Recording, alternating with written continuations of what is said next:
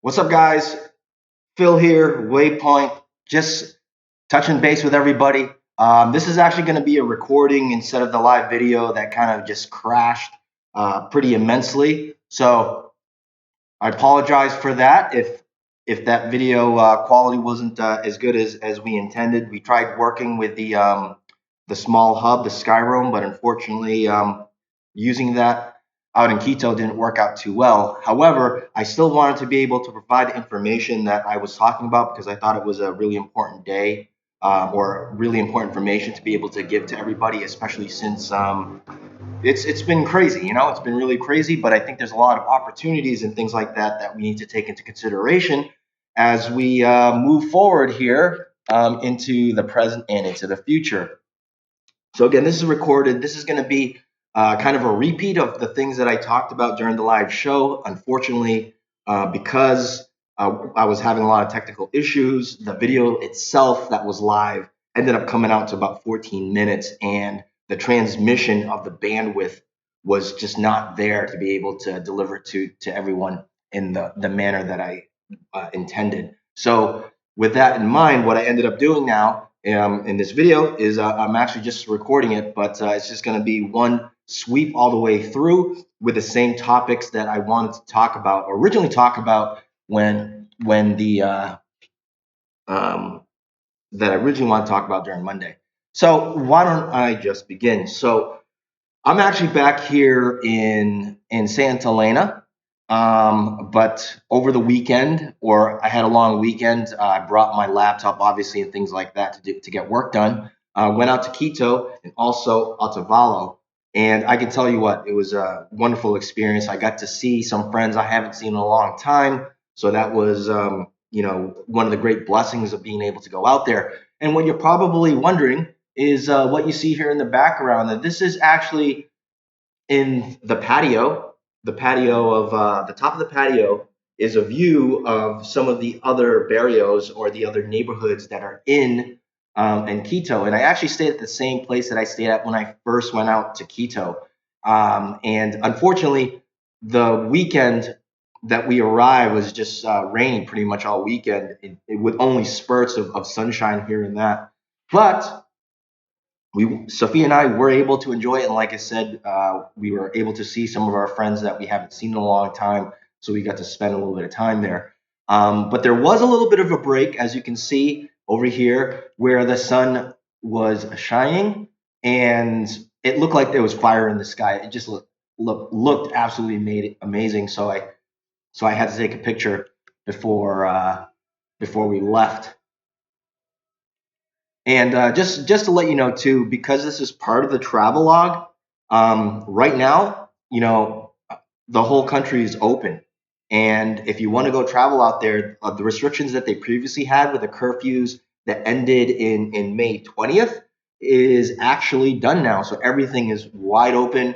The Airbnb that I stayed at is obviously wide open. All the restaurants are open all day and all night. So make sure, if you do get the chance, that this is a great opportunity to do so. But also to keep in mind that on May 24th, they inaugurated the new president, Lasso, who's really, at least from the outset, from what I understand and watching some of the news out here, is that he's a very open and he wants the economy to open up in Ecuador. So I think those are really positive signs if someone's looking to travel out in Ecuador right now. So I want to flip through some of the pictures of some of the travel that we've done, and this is something that I'm probably going to do in this format. Is actually the format that I really want to follow. And if you guys have any suggestions about the content that's being provided, and you have ideas that you want to share to help improve the channel, please let me know.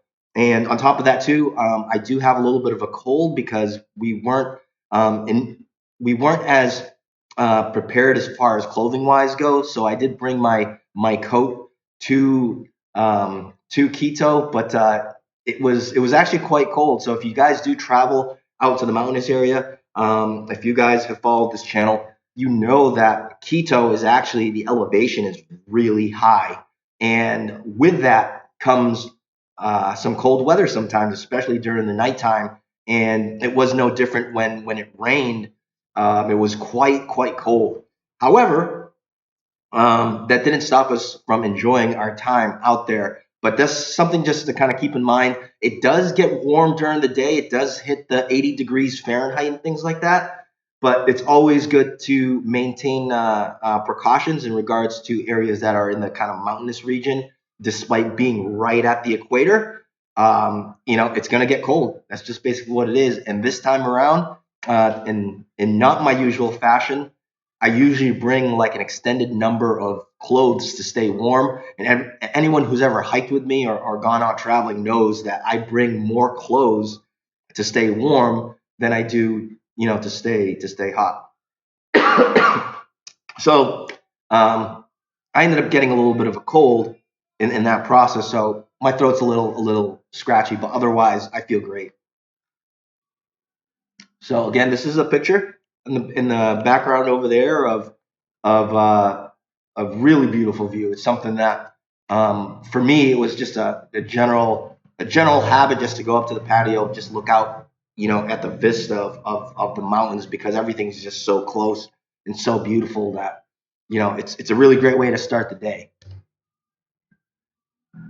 The This right here is actually the Parque de Condor, which is in Otavalo. And in the next few pictures, you're actually going to see what the trip looks like going from Quito by bus all the way to Otavalo. And one of the things that really interested me with this, as far as on architectural basis, is that it's made out of stone, some cinder blocks, but also, as you can see, this is actually dirt and mud with some hay and things like that. So this is something that I haven't seen for myself. So I was definitely very intrigued by it.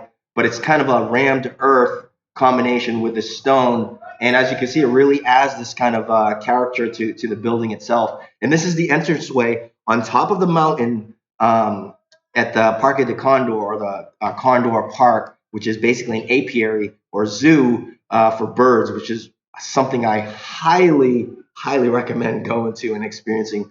Not only is the park itself very beautiful, but the live show that they have with all the different types of birds of prey, absolutely amazing, absolutely amazing. It was something that Sophia recommended that we go, and I was kind of, maybe we should rest a little bit or do something else. But I was really glad that she was being more adventurous than myself about going out there. So, like I said, if you guys get a chance to go to Otavalo, it's definitely gonna be worth your time for sure. And with the park itself, it's not too expensive. It's $5 per adult, and I think $3 per child. And I think both adults and children are going to be able to enjoy the experience there. But one of the things that you do have to keep in mind, because again, the elevation is really high in Ecuador, or excuse me, in Quito and Otavalo, and I believe Otavalo might be elevation-wise might be a little bit higher than Quito. You want to take your time. You want to take your time when you're traveling to these places, and this is kind of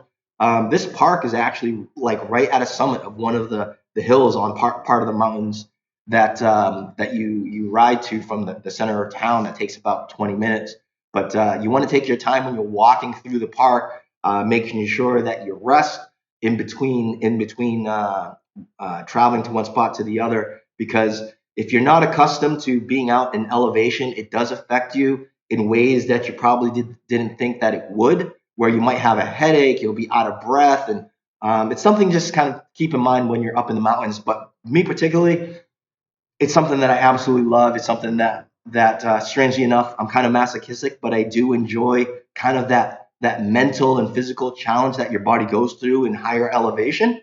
But let me cut through some of the pictures here so I can show you guys.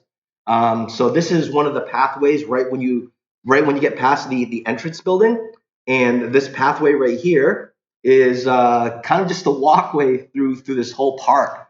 And I mean, just look at the sky. Like, how do you not enjoy doing something like this? And like I said, it's very serene, but you don't want to go too fast, because like I said, even though that you could be walking, start from the where I took the picture and then going off to the distance there, and you're gonna find that you might get out of breath just by walking because the elevation is so high. But it's something, like I said, you want to pace yourself, but that also gives you the opportunity to observe, what the surrounding area is, and it's really the character, the environment that they built with this park is absolutely amazing, and it's something, like I said, anyone who ever gets the chance to go out to Otavalo, this is a must. This is definitely a must. And I think every 20 minutes or 30 minutes or so, or every hour, they do the condor show, or I should say the bird show, where they do these kind of tricks with the birds and stuff like that. It's actually quite amazing to watch. This is actually so this is on the road, one of the road pathways right before you get into Condor Park, and as you can see in the background over there, there's just the farmland, and you can't even see the summit of the mountain. You know, it's one thing to show it in a picture; it's another thing to experience it. It is absolutely beautiful, and I really felt like I was being transported, even though I was already there. I was transported in this place, and it actually drizzled a little bit while we were out there, at the park. But that didn't really prevent us from kind of enjoying what was going on. And part of it too, right, is that you're so close to the clouds. I mean, you can, if you look, it's almost like the direct level, right? Some of the cloud areas, if you actually drive around, the level of where the clouds are right at the same level as you are when you're traveling around these areas. And in some instances, because you're so close to the clouds, you might experience that inclement weather because you're actually in the cloud itself. It's mind blowing. But it's also mind blowing just to see in the far distance the mountains, the clouds, and like I said, and you know what was really capturing my mind too. So if we're at 8 to 9,000 feet in elevation, right? You've probably added another 1,000 feet above that. Now think about the Himalayas. Now you got to add another like 10, 15,000 feet above that. Like that is really high. And one of the things that was really fascinating to me about Otavalo was that you didn't really see too much snow at the top. It's only some of the higher mountains. Like you'd probably see snow at that top over there where the clouds are sitting. So, but again, I only saw a few that on our way back, but a lot of the summit areas were actually just covered in clouds, which, if you were to enter that cloud spot over there, like in that area, I guarantee there'd be snow or rain or just something crazy, maybe a beast. So this right here is part of the pathway to the Cascades or the waterfalls that Sophia and I went to. And again, somehow I don't know, early at the onset when we arrived at Altavalo, I was kind of being, I don't know, I wasn't as motivated as she was, but I was really glad that she was like, oh, the next day, let's go to the Cascades in the morning. So we woke up, we woke up in the morning fairly early and then got the day started. But this too is another amazing spot. It's not as touristy as you would think, like going to Disney. It has a kind of more natural landscape, and it's going to require a little bit more of an adventurous attitude about going through these cascades. And what you see there is like the pathway to take pictures and things like that throughout the park itself. Now, when I say adventurous, there's some areas that have stairs, but these stairs themselves are actually just stairs that were carved in the dirt itself. So because it was raining, it was a little bit wet during the course of the day when we arrived. Again, that did not deter me, and that did not deter Sophia from wanting to go out and checking out this place. And I absolutely enjoyed going to the Cascades. But this picture itself is actually a picture of the very top where some of the llamas were grazing, and I just had to take a picture at the top. But as you can see, it's a little tough to see. Excuse me, my throat's a little dry, but as you can see, there's a huge drop off. So you're not required to go to the spot. Sophia actually waited at the bottom area where there's different pathways to go, and so she stayed at the bottom area, and I ended up climbing up. But I definitely took as much precautions as I could, but also realized that I'm here, and I measured. Excuse me.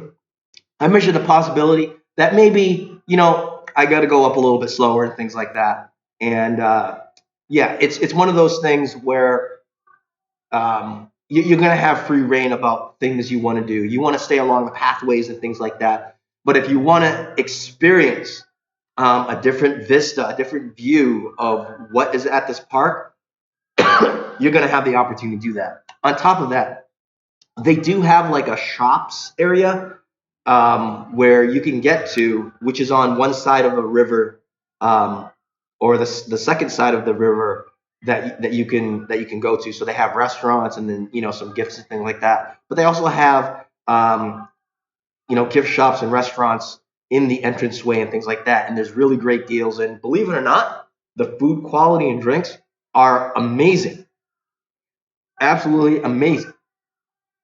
And this is actually just one of the places that we had. It's called La Frita, I believe. And as you can see, there's a salad, right, that comes with these potato pancakes, which were absolutely amazing, and then these fried pork pieces. And yeah, it didn't cost that much. Sophia and I ended up getting 4 empanadas and some blackberry juice, which was one of my favorite things to drink actually out here in Ecuador. And that's one of the things too that I believe that when you do travel to Ecuador, if you get the chance, is one of the things that you're absolutely going to enjoy is the fresh juice. And I actually have some fresh lemonade right here. Obviously, I'm not drinking it right now because I'm doing this video, but just to let you know, that's one of the great advantages about a country like Ecuador, where they produce a lot of their food in the country. So it's sourced locally, very close, and then you're able to have something like a fresh lemonade.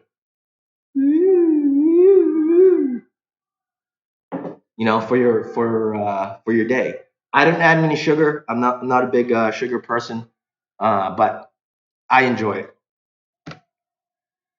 So this is just a snapshot of the Skyroam app. And again, I still highly recommend it, but I think if you're going to do a live stream, it really depends on, I think, the infrastructure of a location versus the product itself or the service. Because honestly, when Sophia and I were using WhatsApp and doing video calls and things like that, this is my phone, didn't really have any issues. We had signals that maintained 4G. The issue was doing the live stream where it needs a consistent, 2,000 kilobits of bandwidth to be able to maintain that level. And I think part of the problem that I also ran into was that I changed the latency speed where I removed as much latency as I could. But I think that had also adverse effects to the production of the live show. So I apologize again for that. I don't think I can apologize enough about that situation that I had with that. So that was the adventure at Quito. I got more videos and things like that I want to share with everyone. With Quito and Otavalo, and a tour of the Airbnb that we stayed at Otavalo. And when I do get the chance to have my mother and her husband come out to Ecuador, it's going to be. I definitely want to stay at this Airbnb again because it's absolutely beautiful. It's in a very relaxing area. It's right near the University of Otavalo. So, and when you travel to Otavalo by bus, it's only a couple of hours. It's only 2 hours. And the thing that actually makes the trip from Quito, Carcelen terminal to Otavalo is that the crazy thing itself is actually the traffic. And there's so many curves that you go through because you're going into another mountainous region. Those are the things that actually makes the trip itself really long. So you have the traffic and then the crazy curves. But otherwise, I mean, you literally you get there within an hour and a half, assuming that there's no traffic. And that was actually part of the fun of getting to Otavalo, and I didn't know that. But when you drive through Otavalo via bus, and it doesn't cost too much, I want to say it's a $6 a person or something like that. It might be less. I'm remembering wrong. But anyway, I couldn't stop staring out the window both when going to and returning back to Quito. The view of the different landscapes, the rock formations, the just the road itself, how they built the roads and things like that. Just absolutely amazing just to experience that, and it's very serene. So, you know, I could have done other things. I could have slept on that bus ride, but it was it's absolutely amazing just to drive through it. And like I said, one of those pictures that I showed earlier is just an example of how amazing taking a bus or just traveling, taking a bus from Quito to Otavalo is like. And Otavalo has its own personal character. And I do want to finish with this though. If you're planning to go to Otavalo, it's not. I'll tell you what it isn't. It's not a place where you're gonna go and party all night. If you're gonna do something like that, I would recommend something like Guayaquil or Quito. They're very large cities, and obviously they have clubs and bars and things like that that I think are going to be suitable for people that are interested in the nightlife. But if you're gonna want to go and relax and have these tranquil experiences and also be into things like biking and hiking, running, staying out in nature, Otavalo is definitely for you. Like I said, it's higher elevation, so you're gonna get that. You're gonna get that difficulty of adjusting to the higher elevation, but it's also going to improve, the strength and ability for your lungs and your body to adapt to that. And the next trip that I definitely make out there, I'm definitely going to bring a bike. I'm definitely going to go running and things like that. But you're going to have to take, for me, I'm going to have to take a little bit of time to adjust to the elevation and adjust to the environment, for a few days before I consider actually exercising. Because in that sense too, if you're at a higher elevation and there's less oxygen flowing into your body, it's obviously very dangerous. So, with that being said, though, again, this is a place where you're really, in my opinion, you're really going to enjoy yourself. If you want to train or just have a relaxing time and go on these adventures, because there was a lot more things to do.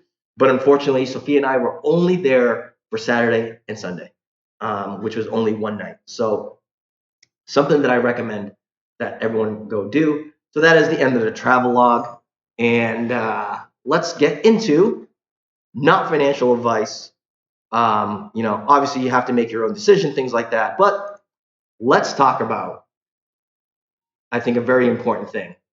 And that important thing is stocks, right? Stocks are always a fun thing to talk about. And as you can see right now, AMC is just taking a little bit of a nosedive for today. Had a relatively good week, at least to the start of the week. A lot of things might be going on with AMC, but let's just talk about it so that because I want to excuse me, I want to bring up a situation or a topic that someone brought up to me about three or 4 weeks ago. Okay, and they talked, and the person was like, "Oh, they don't want to get involved in stocks because it's more like gambling." Well, um, and one of the things that was brought up was, "Oh, well, why would I buy, why would I buy Google for $2,500 versus GoPro that was, I don't know, $2?" Well, let's kind of demystify a lot of those issues, right? And again, this is not financial advice. This is for entertainment purposes only. Um, but it's also good to kind of just understand a little better what's going on, right? So the first thing. So right now we are. Let's move this over. So right now we are in the AMC stock. So the first thing that we want to take into consideration, right, is how do we find AMC? Well, the symbol in the stock market for AMC is, well, AMC. So that's what we have here on the screen. The next thing that we want to take into consideration is, well, what's this big number here? What's this? Why is this moving? Right? So that is the current stock price that's being traded. So that's why you see the price move. The next thing is, well, what's this number and what's this number? Well, this number is how much in dollar value it's dropped. So roughly, if you say about 9%, 9% of 53 comes out to about $5, right? 9-10%. So that's where that number comes from. So, and obviously, this is the percentage here of how much that stock has dropped since the opening bell at 9:30. Okay.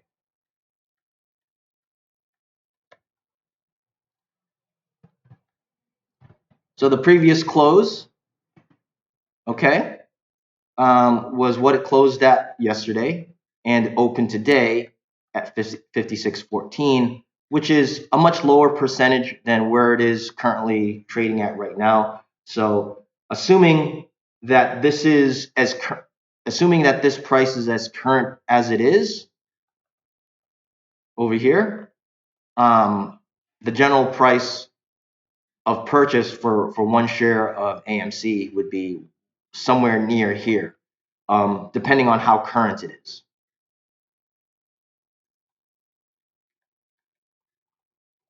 So you have the bid.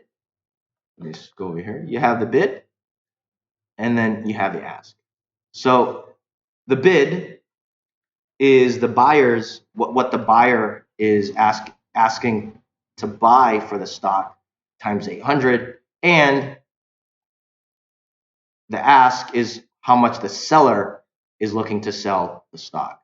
So these have some correlation between where the price is at right now. So at any given moment, maybe that price will change. Maybe these prices will affect what's going on in the trading market. But those are the prices that are being issued out there. Probably is a thing called as a limit order. The next thing is the day's range. So again, this is the day's range is the highest to lowest that the stock price has gone to. So as you can see, it's kind of trading in between that. So it went as low as $51.86 and as high as $57.34. So it's bouncing around a little bit, both good and bad signs, right? The 52-week range is just 1 year to today what that price is. So on the 16th of June, 2020, somewhere along that time frame, the price was as low as 191 and as high as 72.62. So the highest and lowest of a 52-day range or 1 year.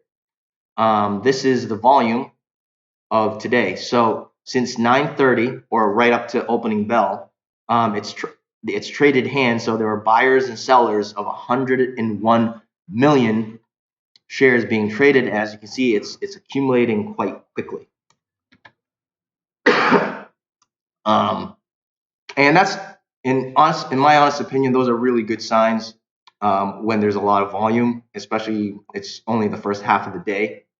But another thing to consider is that the average volume. So right now, about 12 o'clock in the afternoon, it's roughly about halfway.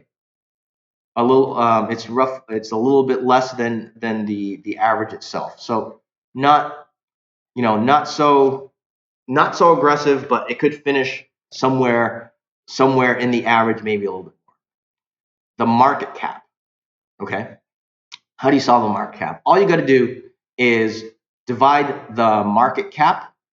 The market cap is the share price times the share price times the number of shares. Sorry, my writing skills are bad here. Number of shares. I got to use the pen mouse that I have. Number of shares. Okay. And you can work it backwards.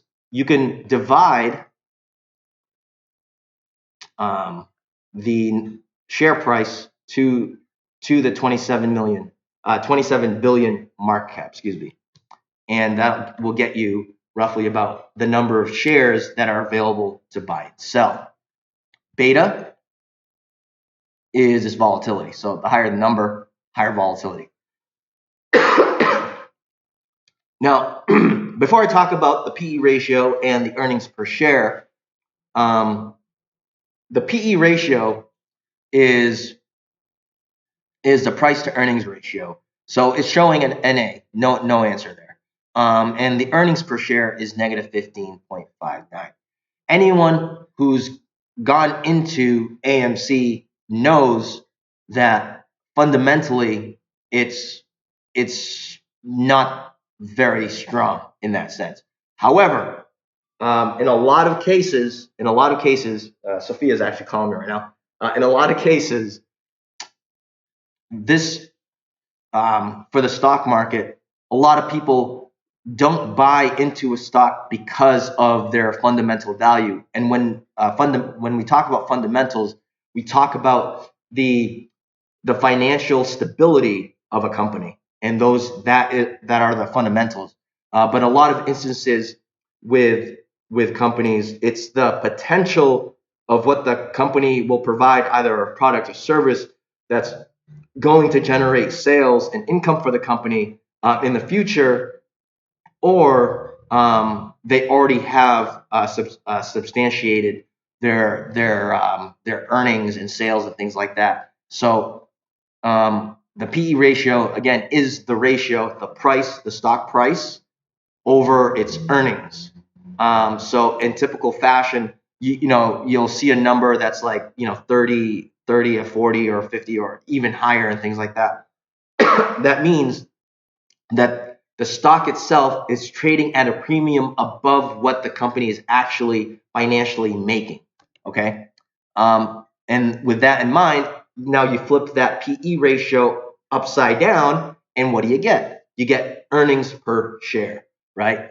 And you come up with a number that's the opposite, or I should say just kind of the inverse of the PE ratio, right? So if you have price to earnings, now you have earnings over price, or earnings to price to the share. So so their earnings are negative 15 ratio to their share price. So it's pretty low.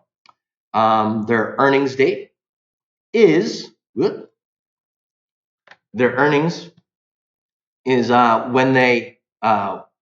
they provide their financial report for the quarter, and expectation is that it's going to show up between August 4th through the 9th. The dividend, now for better or for worse, depending on the company itself and whatever their financial strategy is, both to attract shareholders and maintain shareholders, or again, it's just a different financial structure.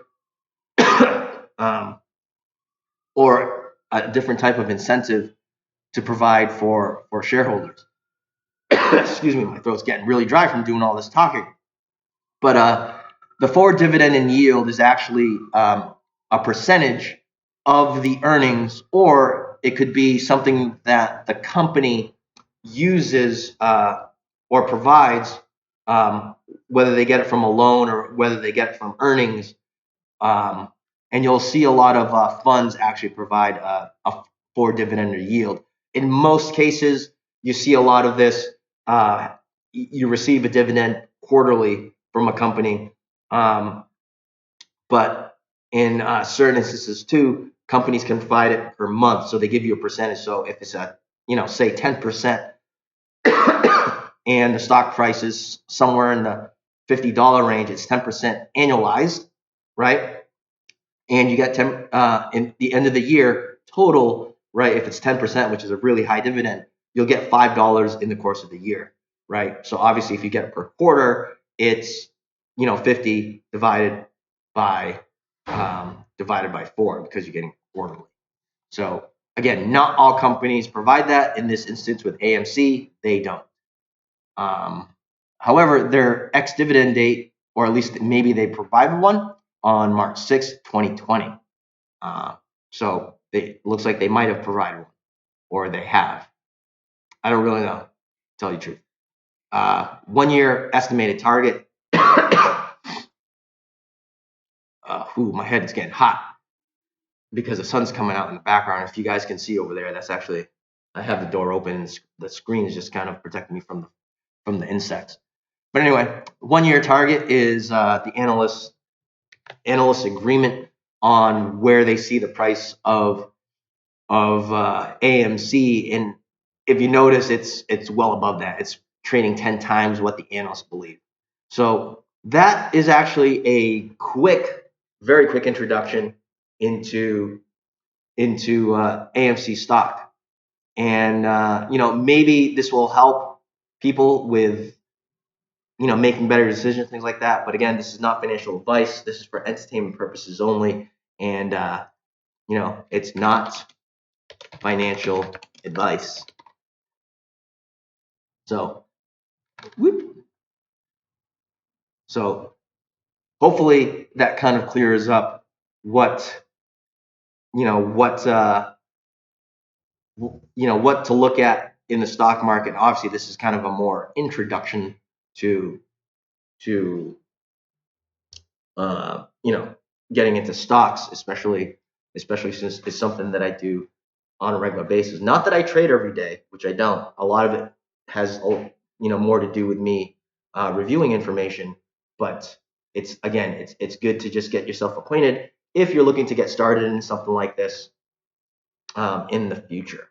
So that's all I got to say about that. But if you guys have any questions, recommendations, feel free to let me know. I'd like to be able to keep that conversation going, and why AMC has been on the radar of the so-called meme stocks or the Wall Street Bets group and the apes. Well, we can go into that a little bit deeper on a different video. But let's get back to the final topic that we're going to talk about are the C theories, right? And the C theory for today is food. And the good thing is, because now we're going into Wednesday, I've been following a few other YouTubers, reading different articles and things like that about what's going on with the food industry, and why this is going to be important both for not financial advice investing, but also to kind of just prepare for what could happen in the near future or the future. And you're probably wondering why I have a picture of some sauce containers, both sweet and sour and barbecue sauce, and a McDonald's chicken nugget. So a little bit of context here. So one of the last days that I had out in Massachusetts, my father and I actually went to McDonald's, went through the drive-through, and actually ate McDonald's in the car. And I don't know if you guys are like me in this sense, but sometimes I actually just like eating in the car or just sitting in the car, not listening to music or anything like that. But it was both a great time to spend with my father, also to kind of study about McDonald's, because I haven't had it in a long time. McDonald's is only something that I have maybe once or twice a year, if that, maybe 3 times if I'm feeling very swirly. It's not really uh, fast food in the sense of like McDonald's, Burger King, Wendy's is not really something that I eat very often. But I do every now and then get cravings for their chicken nuggets, and in many cases, when I do go to McDonald's, the thing that I do get is the chicken nugget, and a few great observations. So not only did I get time to spend with my father, uh, you know, sitting in a car in a parking lot on Kings Highway, but he and I were talking about McDonald's food, and one of the things that he and I talk about kind of on a regular basis is the economy, investing, and things like that. And I'm very fortunate that my father and I share interest in this type of topic. But one of the things I want to point out with this picture here is that if you look, and if you guys have been to McDonald's on a regular basis, or if you've been to McDonald's over the course of years, if you're someone like me who's near 40 years old, um, you'll definitely notice one of the things about McDonald's, and the nuggets. Well, they're different. Their prices, yes, they're different too. And I wanna say that from this experience having the McDonald's chicken nuggets is that, one, they're smaller, so they're thinner um, on the wider side, and they're thinner on the depth side. So they're in this helps illustrate it a lot more. A long time ago, the nuggets would have a hard time fitting into these barbecue containers, and they haven't changed in size for the containers themselves, but the nuggets themselves have changed, and I feel like it's something worth noting, and I want to point out why this is important. But so per volume now, the nuggets themselves are smaller, and on top of that, they do still taste like McDonald's chicken nuggets. And anyone who's been to McDonald's knows that McDonald's chicken nuggets just has a certain flavor to them. It's something that you recognize and you remember, and I think that's part of the reason why I get those cravings, throughout the year. Not as much as I think I would, but I do get those cravings where I think about it, and I want to revisit those flavor profiles that somehow McDonald's chicken nuggets have. Now, with that being said, one of the things that I did notice with the the McDonald's McChicken nugget is that although it does have the same flavor profiles, they're not as prominent as they were before.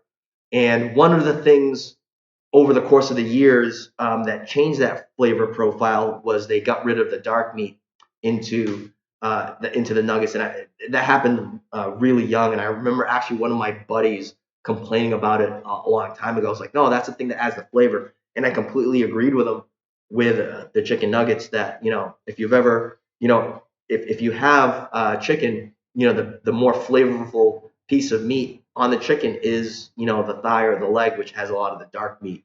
So uh, that was one of the things that I noticed. The other thing that I noticed, that I got the sense that there was less chicken in the McNuggets themselves and more bread. Now, like I was saying before, they still maintain their flavor profile, but the problem is that there's less of the more expensive ingredient, right? And that actually made it higher parity with the Wendy's and the Burger Kings of fast food, right? And that was one of the things that I noticed, and maybe something to consider. Now, why do I bring all these things up, right? Well, for one, the McDonald's discount menu originally was a dollar menu, and I don't know when they changed this, but it's no longer just a dollar menu. Now it's the dollar, $2, $3 menu. So that changed. Now the price for their nuggets themselves didn't change, but as you can look at the picture, right? like I was saying before, it's decreased in size.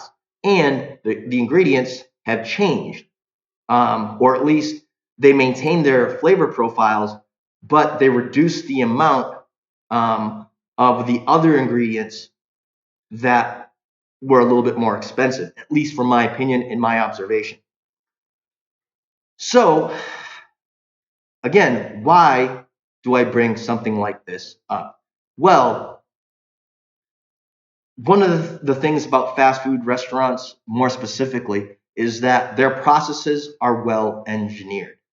Whenever I talk with people about restaurants, right, I always recommend that the first thing that they should look at is how do the fast food places do it?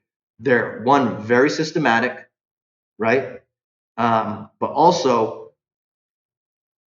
the engineered portion of how they deliver their product and services is very specific. Okay, so they'll cut as much cost as they can um, to make sure that their company is profitable, and it's something to at least take into consideration when observing what's going on with food, at least in the U.S. And there's a lot of strange theories about what's going to happen with food. One of the examples that really stuck out to me, and it's something that I think people should pay a little bit more attention to, is that there was a quote unquote hack with a large distributor of meat products. The company is called JST, and it's something that you can, DuckDuckGo or Yahoo or Google, whatever search engine that you use. But it's worth making a note about what's happening to these industries where a lot of influencers or economists are looking at the possibility of food shortages, at least in the U.S., happening. And there might be some situations that we're going to run into where the situation that happened with Colonial Pipeline, so the same thing that happened to Colonial Pipeline seemed to have happened with JST. Excuse me, this meat production, meat distribution company, one of the largest in the world. So why do I bring all this stuff up, right? Why is the decrease in expensive items in a chicken nugget and the hack in JST such an important topic to talk about? Well, they're both related. So the thing that I want to talk about is inflation that's going on right now. So McDonald's is an example of them adjusting to the inflation to maintain profitability. But the other portion is, well, if they're talking about supplies having shortages, are the shortages real or are they being created, right?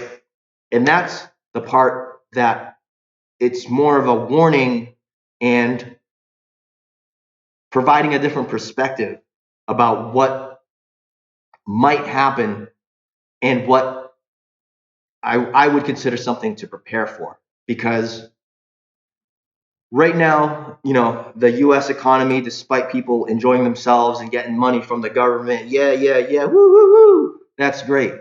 However, what are the ramifications? What are these things that are occurring in our life today that's going to impact what's going to happen tomorrow, the next day, next year?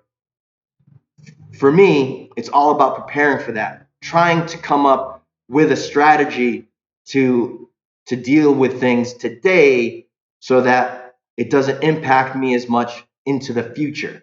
So that's why I bring it up. So there's the concept of, yes, you have companies like McDonald's that have already prepared for what's to come and what's occurring, but what's going to happen for us out there as consumers, as people who have families and rent and whatever else?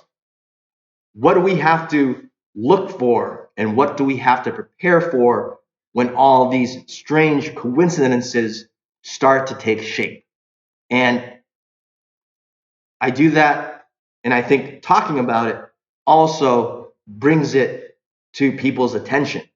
And again, these are things, at least for me, because I've been doing the stock investing and things like that for a long time, I look at, right? Because I don't want to make predictions. It's more of, I want to be more active than reactive if situations occur, so that I'm well prepared and am not running into situations where this could make a dramatic impact in my lifestyle, or even more importantly, my health, not only just for myself, but for the people around me, my friends, my family, like the pets or whatever. Those are the types of things why I like to bring those up.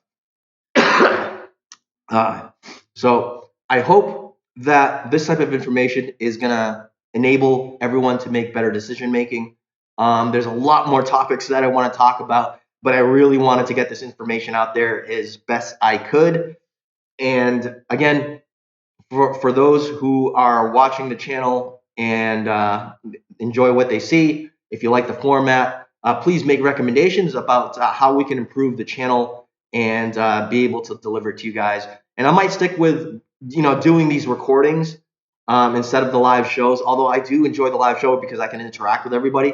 But again, the main thing is making sure that everyone is both entertained, but also learn a little bit more about kind of what's going on, and give you guys a little bit more confidence about, if you guys decide that you want to take on some of the digital lifestyle, the digital nomad lifestyle, or maybe some of these things that I brought up on the channel can help with a lot of things that you're doing. Maybe you don't want to do the digital nomad, that's fine. However, maybe some of these resources are going to be useful for your day-to-day activities, and I'm hoping that maybe this will help. But we got more stuff coming along the way, and I'm looking forward to being able to deliver that to everybody. So you guys have a wonderful day. I'm going to keep this mask on. It's really hot, but I'm definitely going to take it off when the video is over. But thank you guys for joining us, and